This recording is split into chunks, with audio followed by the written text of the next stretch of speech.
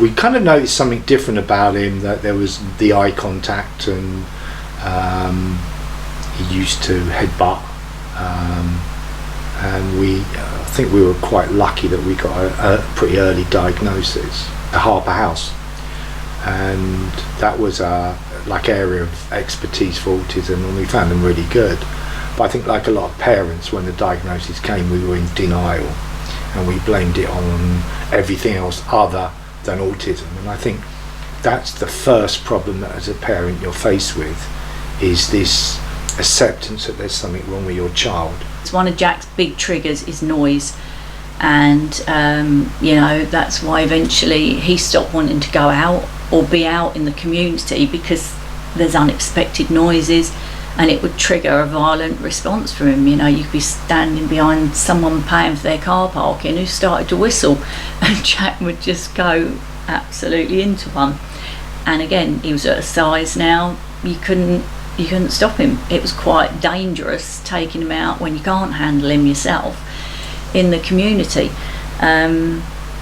And I know it sounds absolutely extreme, but I remember saying to John, he'd be better if he was actually deaf.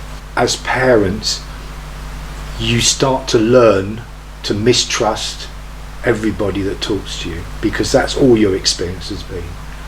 And what you also realise is that you can't take these years back, that he's now 5, he's now 6, he's now 7, he's now 8, he's now 9, and you can never go back because you've mistrusted these people. So we were given an appointment, and around the same time Jack's current school had told me that I think now he'd just turned 15, I think, or was about to turn 15, that they did tell me that they could no longer meet Jack's needs, and that we would need to find him another school, and he was then being isolated from all the other children in the class and kept in a sensory room all day. And unfortunately the step 2 appointment we was given was at a school in Hemel to go and meet this lady, and it was a school day when there was pupils around, which was so noisy, and Jack was being taken to another school, which probably, although we was trying to explain to him, probably in his head he's thinking he's got to go there as a school. So before we even got in the door, he was not in any great frame of mind to be going to an appointment, but we did get him in there, and the lady we saw was lovely, really nice girl, and I believe her main function is the parents would normally sit there and she would interview the child or young person that has come to see her, which she was obviously going down that route, which I think after a very short amount of time she realised you cannot interview Jack in that way, and thankfully she very quickly realised that and put her hands up, and she said, I am way out my depth here, and it's not steps 2 you need. And she said, I'll immediately do a referral to PALMS. And so that we then went through and waited for can't think how long now we waited for our referral to PALMS. For Jack, his behaviour was really quite complex. He had quite a lot of self-injurious behaviours where he would do quite a lot of damage to himself, and then when he'll stop from doing that, the behaviours were directed towards others, and he was experiencing a real high level anxiety. So his baseline was kind of quite high, so we really needed to try and reduce that baseline level of anxiety, because he was so kind of in a constant state of stress that any tiny trigger, like Jack and John have said, would immediately kind of be followed by these challenging behaviours. But for Jack, sometimes he would kind of hit his nose when he was happy as well, so as kind of a self-stimulatory thing, so we had to kind of clearly define what was kind of okay nose banging because Jack was happy and excited, and then when it would tip into kind of more dangerous behaviours, that when he was really distressed. I think out of all of the interventions that we've had, that Katie and Alice have really been the only ones that have spent the time and effort, and you've seen the reward. I mean, it's what you put in. You can only get out what you put in, and they put in a lot. So at the time, Jack, he still does love going on YouTube by the sounds of it, but he was really interested in this programme. I think it was called Behaviour Cards or something similar like that, and he really liked watching these things on YouTube.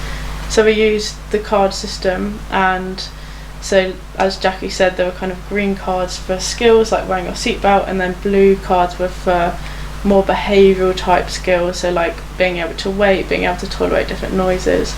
And we backed that up with social stories and a big visual thing so Jack could understand what he needed to do in order to earn his cards, and then they would be collected and he could choose to go on a trip or choose to have something out of a lucky dip bag.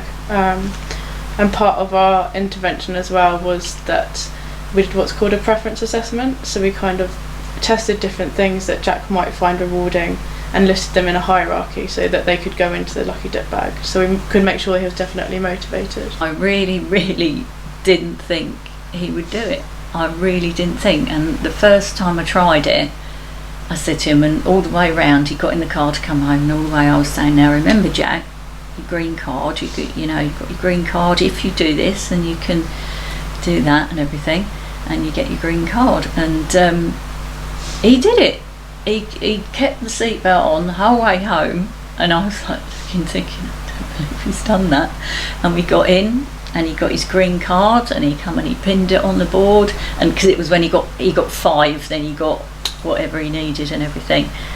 And he really looked like he was quite proud of the fact that he'd done it, and I was like, well, that's the first time I thought, wow, I think this could actually work. I just want to thank PALMS and the decision makers there that gave us the help that we had, and thank you.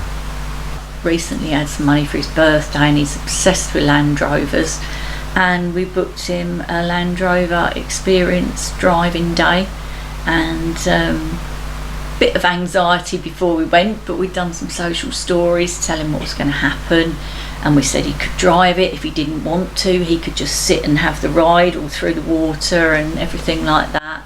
We said he could do whatever he wanted to do, and we got there and he did it, and he drove it, and he was driving through water and all up the hills, and he just had such a wonderful time. From where he was, massive improvement, and his quality of life is so much better than before we came across PALMS. So, well, all of us, quality of life is so much better.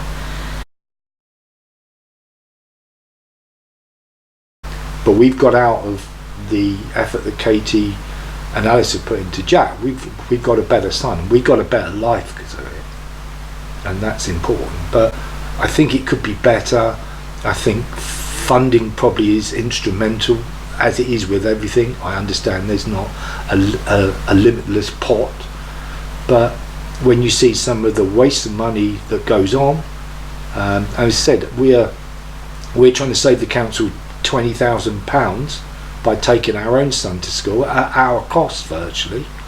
That's £20,000 that could be put in to another child. I think he should have been issued with a statement way earlier than he was, and I think immediately a child is given a statement, which should be at the right time, I think then a body like PALMS should automatically be involved. So it's not only education, where that opens them up to be able to access special needs education.